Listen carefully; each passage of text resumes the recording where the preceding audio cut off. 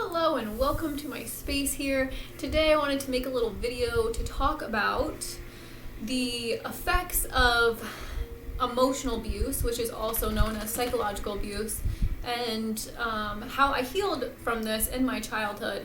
And I just kind of wanted to talk about, because not only are there a lot of children that are suffering from psychological abuse from their parents, but also in general our society is very emotionally abusive. So it's like this rejection and this shaming of emotions, and it's this energy of manipulation. And one of the things I always suffered from, and one thing that I'm actually really healing within myself now, is feeling a lot more clear within my own mind, like having this really clear idea of who I am, like why I'm here, and like what my purpose is. And a lot of times, I grew up in a home with psychological/emotional abuse from both of my parents.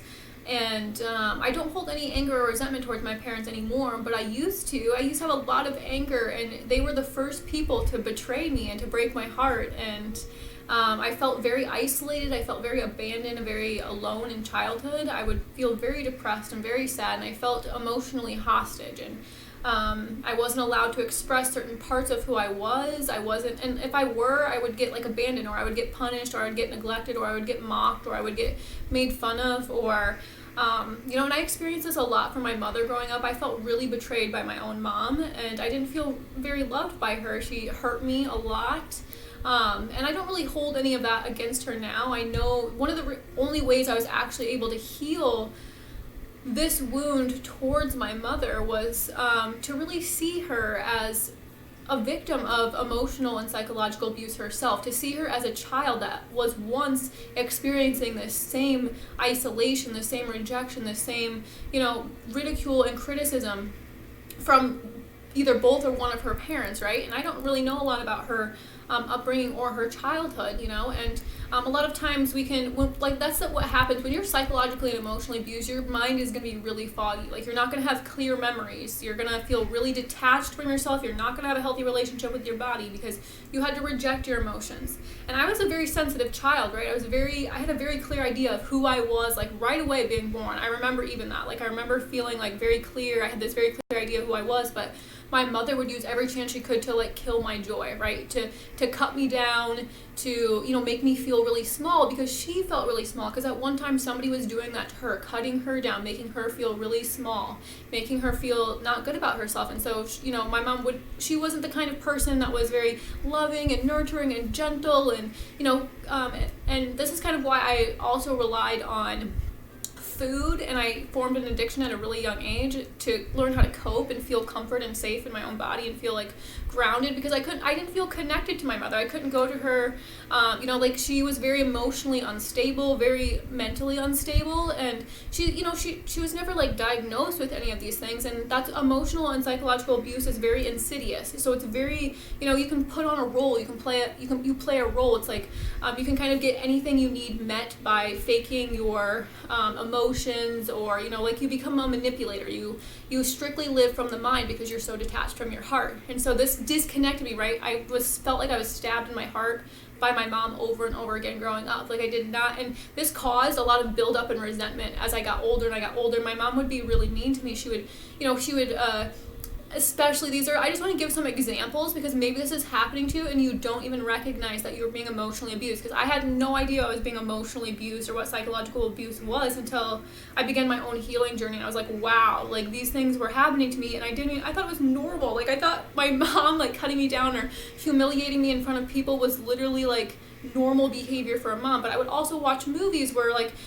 moms and daughters would have this really close relationship, or I would see in my school I would have friends that had really close relationships with their mother, and they had this beautiful relationship, and I always wanted that, and I always needed a very sensitive, gentle, nurturing, nourishing, supportive mother, and I didn't have that, right?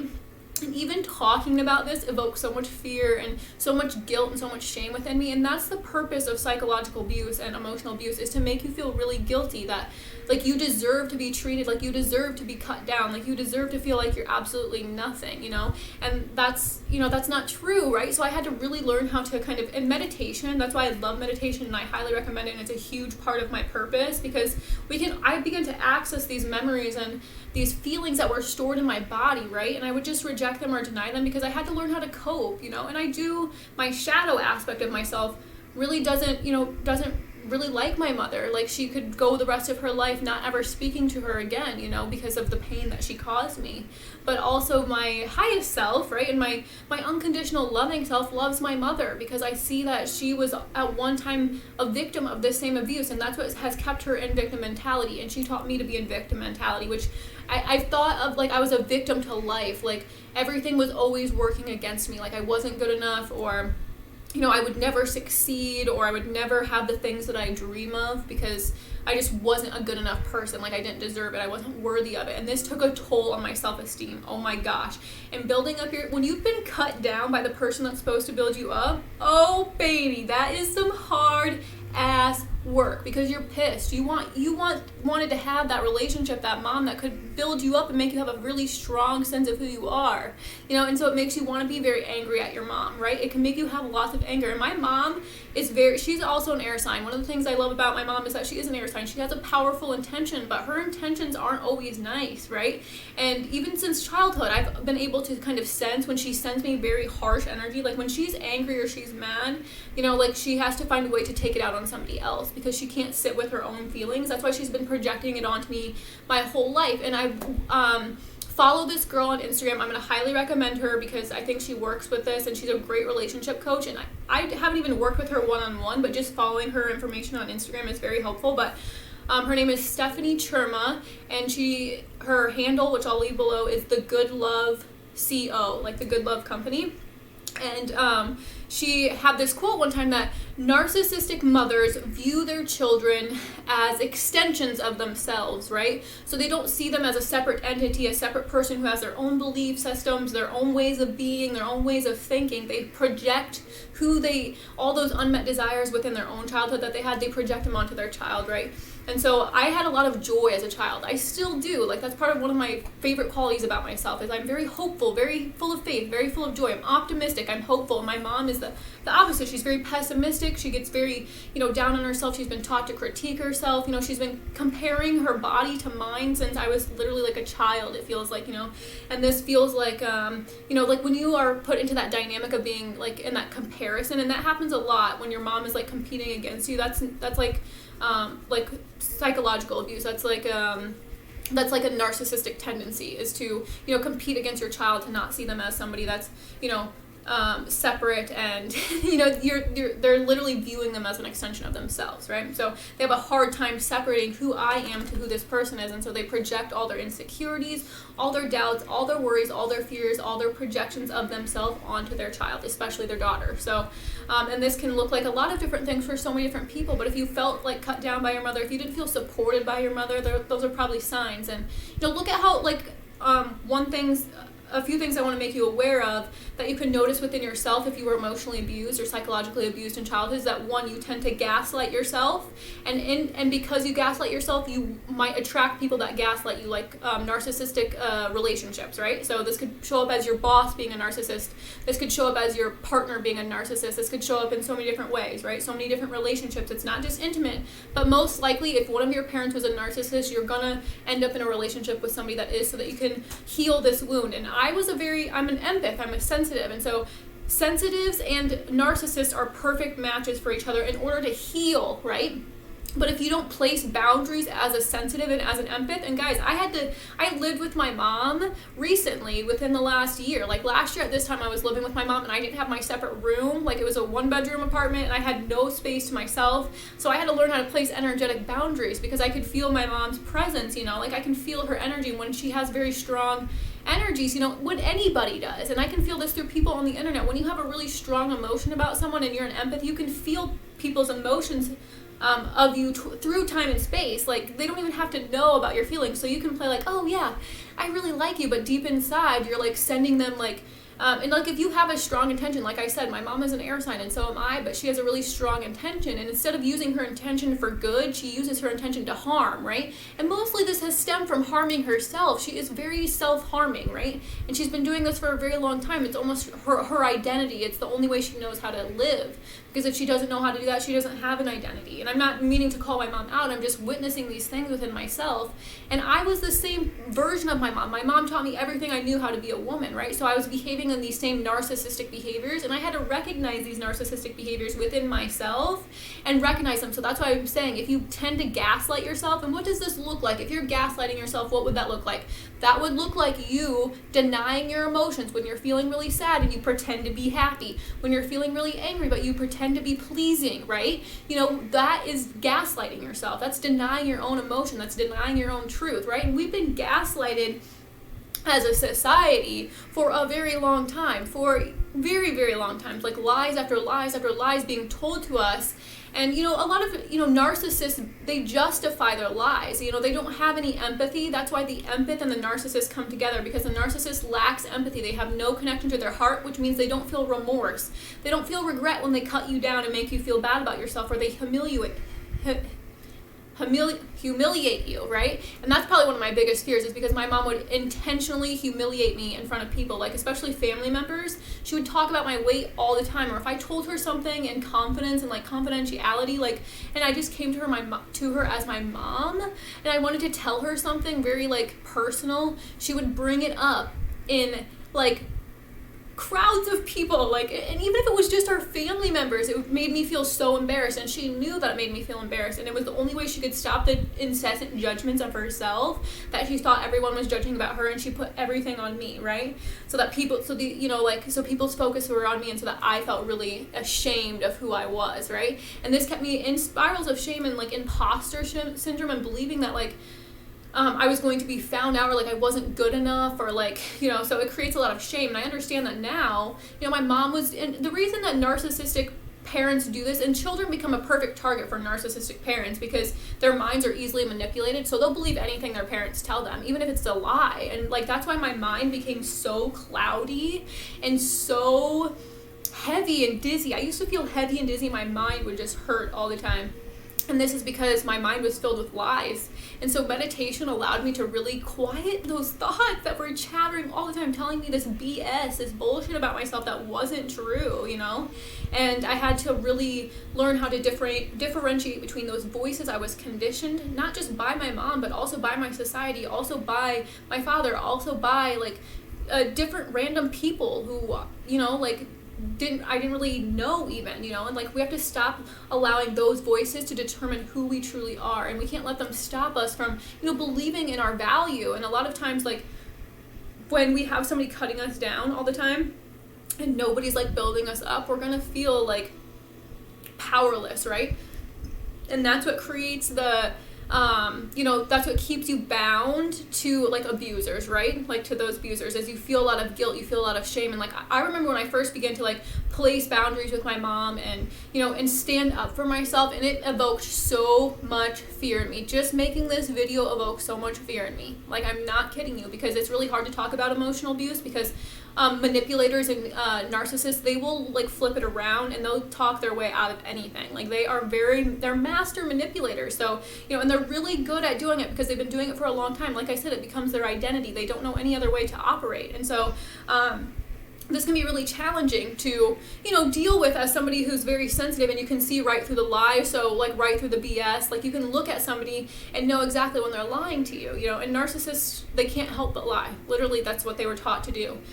Is to deny their own reality. And so they'll deny anybody else's reality, right? So that's how it plays out. But, and you can see this in like, there's different spectrums. There's different, you can be, like some people that are narcissists are like malignant narcissists, where they're like, psychopathic, but there's also other forms of narcissists, and emotional abuse is one of them. And you can even see that, the neglect of emotions in our society, like not allowing men to feel sadness, not allowing women to be angry. Hello, what do you think is happening right now? It's like we're waking up to this delusion, this BS. Like we're waking up to the BS that we've been sold for so many years. And it's like, hello, like wake up. Like wake up to the lies. And so people would actually rather be comforted by a lie, though, rather than be, awakened by the truth. People don't want to know the truth, right? Because if you know the truth, that means you have to do something about it.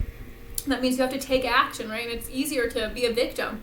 It's easier to be, oh, I'm so helpless, and that's kind of the energy. Like, if you're in a relationship with a narcissist, and you feel that way, you feel bound, you feel trapped, right? And I felt this way in my relationship with my mother for a really long time, until I began to learn to implement boundaries and know who I truly was, and not allowing somebody else to tell me who I was, right? And that's what it is. It's this abuse of believing things about yourself that aren't true. And for me, I never got an opportunity to find out who I truly was. My parents didn't nurture my talents or my gifts. They didn't give me any sense of direction. I was kind of just floating around, and that's what it felt like for a very long time until about maybe 5 years ago, maybe even 3 years ago, honestly, until I began to find some structure in my life. And I had to create that myself. I had to be my own parents, because my parents were not able to, right? And there's so many children that are being born to parents that don't know how to be a parent, because their parents didn't know how to be a parent, right? And so this manipulation, this abuse, and I'll give you another example that you recognize within yourself if you tend to have narcissistic tendencies within yourself, and you're trying to heal this, so you're not if you have narcissistic tendencies within yourself, you're going to attract people with the same tendencies, right? And it might just play out in different ways, but to recognize these qualities and these characteristics within yourself, and then shifting your behavior to behave in a different way every time you want to notice yourself being that narcissistic part of yourself. How can you act and choose to act in a new way, one that allows for you to be more empathetic and understanding, and a lot of times you can't even do that. All you can do is place your boundaries, right?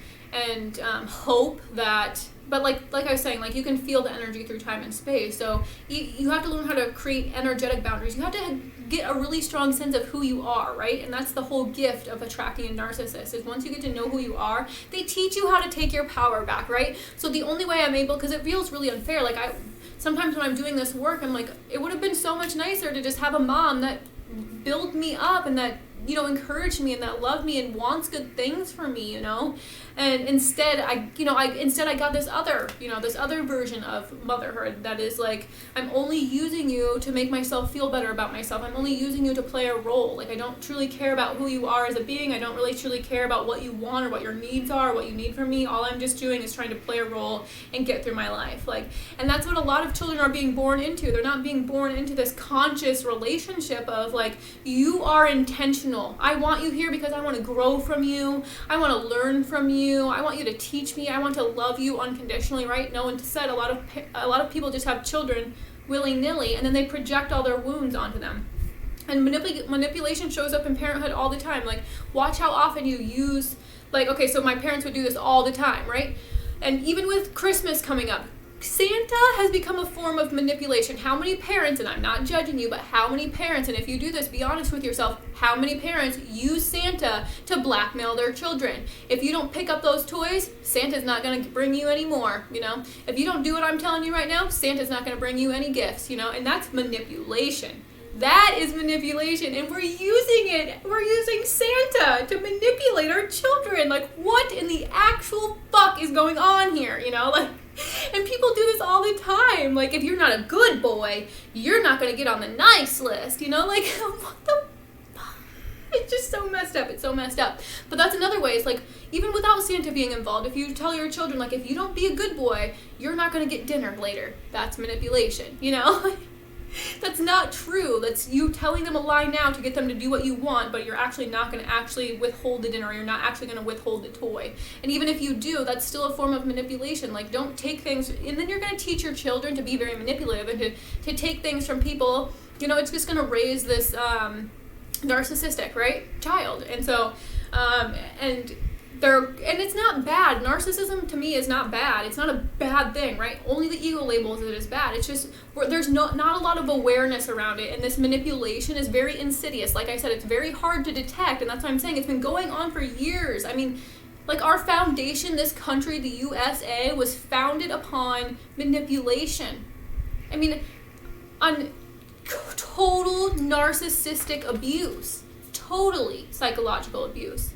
You know, like they justified their actions of massacring millions of people, of you know, hurting the land, hurting animals, and they just justified their behavior and have been telling us lies and lies and lies. And now our current reality is built up upon lies, and that's why a majority of the citizens in our society are narcissistic, and that's why we have, you know, so many gun shootings, and we have, you know, serial killers, and, you know, like, we have a lot of terrible things happening in this country because our foundation is built upon those same terrible things, those same, you know, those same core values. And so we have to really learn how to switch our values and what do we want, you know, like living with integrity, right? Building a strong foundation. And one of the way I say about, like, our psyche has been kind of fractured societally, so this can create a lot of like I said, confusion, like mental health, right? And think about how huge mental health is right now, mental illness. It's so weird because it's like everyone has mental health and mental illness, but then here we are shaming it.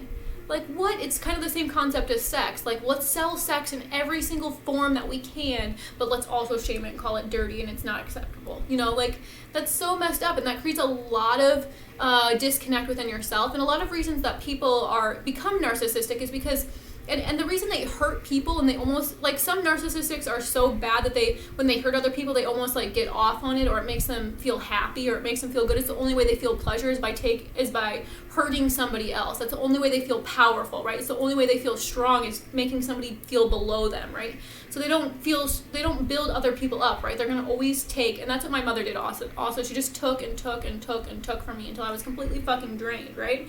And until I began to implement self-care and boundaries, and as an empath, I had to, because I had to feel good about myself. Like, I had to be in control of my emotions. That's the only way you could get out of a psychological or emotionally abusive person's, like, they're kind of like claws. They're just like these, and they're deep in your psyche, right? They're like these talons, and they can kind of like they like to sink into you, you know, and they'll hold you like captive, and it feels like you're being emotionally it's like you can attract these negative entities, almost like that narcissists carry around on them, and they'll like suck on your energy. They're like little parasites, you know, and they'll just, you know, and they'll suck on your power center, right? And that's what I would always feel, is this sense of like my life force energy being drained. And this is why I wanted to eat, because it created this hollowing feeling in my stomach. So if you ever feel that kind of way, if you feel like this hollowing in your stomach, right, that's kind of probably more of needing to take some deep breaths and bring your energy, bring your life force down into your stomach, right? And this takes a lot of work. This takes a lot of consistency, and every time you're noticing that, instead of like, I would always cover up that feeling with food, right, because I thought I was really hungry, but really I was more hungry for life, right?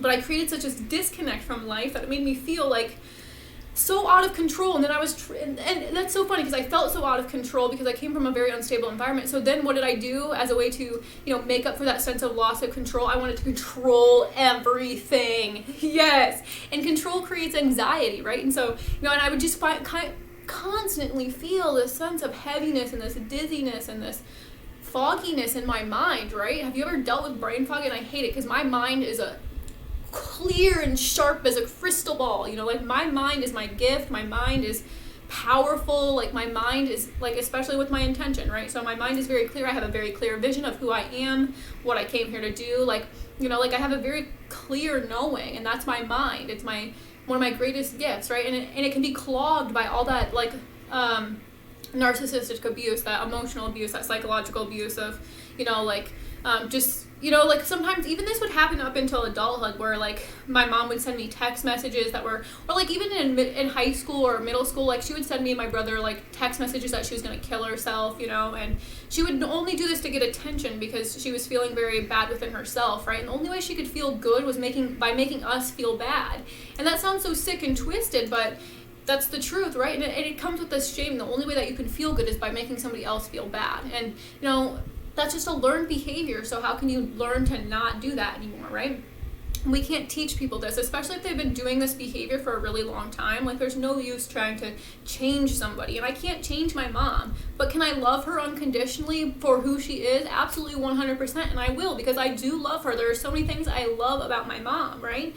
But there's also so many things that she did to hurt me, you know, and so many things she would humiliate me in front of, like, boys that I liked too. That would always come out. Or she would compare me to the girls at school. And I went to school with girls that were, like, very athletic, and they were very, like, I don't know, they were just very good at those kind of things. And my mom grew up that way. You know, she was very good at like softball. And I'm a lot more gentle. I love doing sports. I am athletic. I would say that I love to run now. I just wasn't really encouraged, and I didn't really believe in myself at that time, right? So, and I was really struggling with a lot of things. I was struggling with a lot of anxiety that I didn't even know I had, right? Like in middle school and in high school, you know, but she would just compare me to these other girls, and it would be so weird, and it would hurt me so much, because she would be really nice to like my friends, or she would be really nice to these other girls at school, but then she wasn't nice to me, you know? And it's so funny, because then as we would get older, and you know, she would flip the card and say that I hated her or I wasn't nice to her, and not realizing that she taught me how to be that way, because I'm a very naturally kind and loving person, but I was taught to be mean, you know. And the reason my mom was mean to me is because there was a very mean voice in her head, you know, that was created by her upbringing, right? And because she couldn't deal with this mean voice inside her head, the only way she could feel better was to project it, you know, and that would rid her of any guilt she felt, that would rid her of any shame she felt, that would rid her of any unworthiness she felt, and it would just all go on to me, and then I would be suffering in her emotions, right? And I've taken my parents' emotions on for their entire life, and my dad passed away recently this year, 6 months ago almost, and you know, and like I've been learning for a really long time how to not take my mom's emotions on. I can't heal her, I can't help her, right? And as a healer and being born into this kind of dynamic, I really wanted to save my parents. I wanted to heal them. If I could just love them enough, then they would be better, then they would love themselves, and they would feel happy again, then they would feel joy again if I could just love them enough, you know? And that didn't help, except for it tore me apart, you know, and it drained me. And so I had to really learn how to find this love for myself, to really implement self-care, to implement self-love. And by doing these things, I got to differentiate what was truth from what was lie. And then I got to, you know, then I just formed, who am I? Who am I outside of these voices I was conditioned to believe I was, right? And this doesn't just mean my parents and my environment, but it was a huge part of it, you know, because they were just careless with their words. They didn't use, you know, they just kind of went about their lives. You know, they didn't take time to slow down and get to know, you know, who I was or who my brother was, right? And so then we had to just pretend to be these roles in order to get their love, in order to feel like we belonged, because there is nothing more isolating than being rejected by your own parents, right? By being, you know, you feel so isolated when your parents don't, you know, accept you for who you are, and it can feel so, and then you have to, in order to cope and get through. And that's what's so brilliant about our survival and our ego mind, is that it can help us, right? Now my ego can be narcissistic. My ego can be, you know, mean or rude, right? And that's how I was kind of conditioned to be. And my ego can be very sharp and harsh with its words, right? And that's how I was taught to be. So I have to really learn how to meet myself, and that's why getting into meditation and doing things that connect me with my spirit help me bring this more gentle, kind, compassionate, loving aspect of myself to meet this very harsh, like, you know. So that's why I love my Gemini aspect too within myself, is that I'm this both, like, I have this very dark aspect within myself. I had to. In order to cope, in order to survive, I had to become very dark. But I also have this very light, and I became more self-destructive, right? A lot of people, sometimes when they suffer from emotional or narcissistic abuse, they can become very destructive on the outside, and they want to hurt other people. But for me, I noticed it was more internal, and I harmed myself. I would hurt myself with my thoughts all day long. I would cut myself down all day long. I would compare myself to everybody's body all day long, you know, and it would drain my batteries. I felt like I had no fucking energy left at all. Like I was just a complete empty well, you know, until I started to build myself up, right? And to make myself feel good and love my body unconditionally, right? And that takes practice. It's easier to hate ourselves, right? That's what's one thing that's really hard to recognize within our society, is that it's actually more normal, and it's going to be more habitual, and it's going to be easier to hate ourselves, to tear ourselves down, to destroy ourselves, because that's kind of like the whole purpose. It's our self-hatred, and it's our neglect of our emotions, and it's the shaming of our emotions that have really been the weapon, right? It's that, and it will create self-destruction, right? So the neglect of our emotions has been the weapon used against us for as long as we can remember. So allowing ourselves to reconnect with our emotions actually gives us our power back, and we recognize, wow, I have complete creative control over how I choose I will feel every single moment, every single day. And then you're like, nobody can manipulate me. Like, come at me, bro, because I will see right through your BS and come at me. That's kind of how it feels. So that you can never be fucked with anymore, and it can feel like such a sense of freedom, because most of my life I felt so trapped and tied down, but it was all emotional, it was all mental. And when I freed myself emotionally and when I freed myself mentally, and meditation is that is what helped me free myself, and to be my authentic self, to show more of who I was, to share my art, to share these things that made me feel vulnerable and scared, and to keep showing up and to keep being who I was, and knowing that I was valuable regardless of if people liked me or didn't like me, or if people wanted good for me or if they didn't, and I could feel the energies of when I was breaking free and still continue to break free, that, those negative energies, they don't want you to be free, right? Because they get some kind of power from you feeling trapped, right? Because that's how they feel. So the more you free yourself mentally, the more you free yourself emotionally, the more, nothing can really touch you, because you're just expansive and you know who you are without a shadow of a doubt, and nobody can fuck with that anymore. And when you know who you are and you get to know who you are from the inside out, remember, when we begin to learn who we are from the outside world telling us, that the world's always telling us to be a certain thing. It's constantly chattering at us, constantly telling us to be this and that and this and that. But how often do we take the time to be silent and say, oh, what do I want? What will make me feel really valuable? What will make me feel really aligned? What will make me feel really happy and joyous and healthy and strong and full of vitality and prosperous? We don't ever really get the time. So you have to create those opportunities. If you've been emotionally or psychologically abused, you are going to have to create the time and space to get to know who you are, to connect with your to connect with your emotions, to connect with your spirit, to connect with your creativity, to connect with your soul, to connect with your body, because those memories, those pains, they're stored in your body, right? So, especially if you've ever been humiliated in front of other people, you'll store those memories in your body, right? If you felt rejected, and this will really reflect in your relationships. I was so scared to be intimate with a partner because I thought that they would reject me. So this kept me being constantly rejected, especially by I want to say in relationships, men, for example. I just felt like I was constantly rejected all the time, but this is because I was rejecting myself, right? Because this is a behavior and a belief learned in childhood. So I was learning how to reject my emotions, to reject my true self, and I am very emotional, and my emotions make me who I am, right? They're my creativity, they're my expression, they're everything I know that gets me through this life, and how I understand the life is through my sensations, through my emotions, through my body, through my connection to this earth and this realm, and to my spirit. So when you form that connection with yourself, then you create this, you almost heal your mother wound, because you're connecting more to that feminine energy that loves you unconditionally. When you're connecting with the earth and you're doing things that make you feel healthy, when you're doing things that make you feel supported, when you're doing things that make you feel connected, you're really re-parenting yourself, you're remothering yourself, you're reshaping your nervous system to feel that baseline of connection, that baseline of security, that baseline of love, and that you can kind of always come back to this place within yourself and feel really at home within yourself, really at home within your body, really at home within your own being. And this will help you you'll show up in your relationships from this sense of empowerment, right? And that's what narcissistic abuse, emotional abuse, psychological abuse teaches us, how to come back, how to step into our power. So if you're in a relationship with a narcissist, or you have a parent that is a narcissist, see them as a gift. They're teaching you how to take your power back, and it might feel painful, it'll feel hard, and it'll feel unjust, and it'll feel unfair, right? It will, I promise you it will.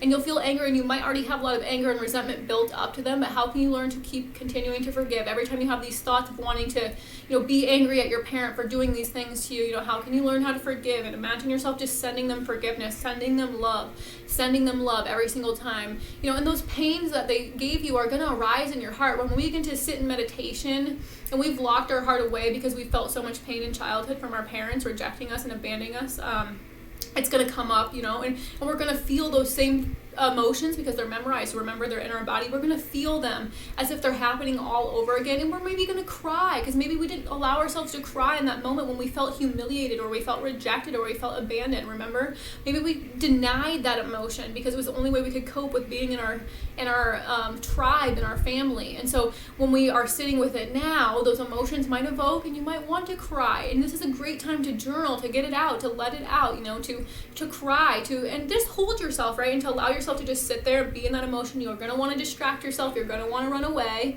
but how can you bring yourself back to that present moment and love yourself unconditionally, love yourself even though you're feeling anger, love yourself even though you're feeling sadness, and sit with that rather than, rejecting it, right? So we're learning to come back to that, hold that space for us so that we feel nurtured, so that we feel held, that we feel supported, we feel connected. And then this will help us feel like, wow, life is really supporting me, life is really working for me. Where as if you were kind of in that victim mentality, you're going to always be like, life is working against me, why is this always happening to me? You're going to feel like that, like life is always out to get you. But when you come back to this baseline of connection to love, and you start to do those things that create that sense of feeling within yourself, of feeling secure and safe and strong in your body and empowered, you'll just memorize that feeling more, and that will become more habitual. And where it used to be more habitual to hate yourself and put yourself down, now it's going to become more habitual to cheer yourself on, to celebrate yourself, to love yourself unconditionally. And it's a process. You'll have to be really gentle with yourself, really kind and caring with yourself. And I would love to help you if that's something you're really wanting to work on within yourself, or something you want to heal within yourself. It's one of my specialties, I would like to say, and really being able to kind of move beyond that ancestral and that societal belief, that limitation of, feeling disempowered and like life is working against you, because I want you to know your power, because you are so powerful. And it's time for you to come back to that power, to come back to that part of yourself, and to really own it. So I hope this was helpful for you. I hope this was healing for you. And if you would like to book an intuitive guidance session with me, or I do personalized pre-recorded guided meditations to help you with anything you're struggling with. So if you would like any of those services, you can find my information below. I'm sending you so much love. Take care.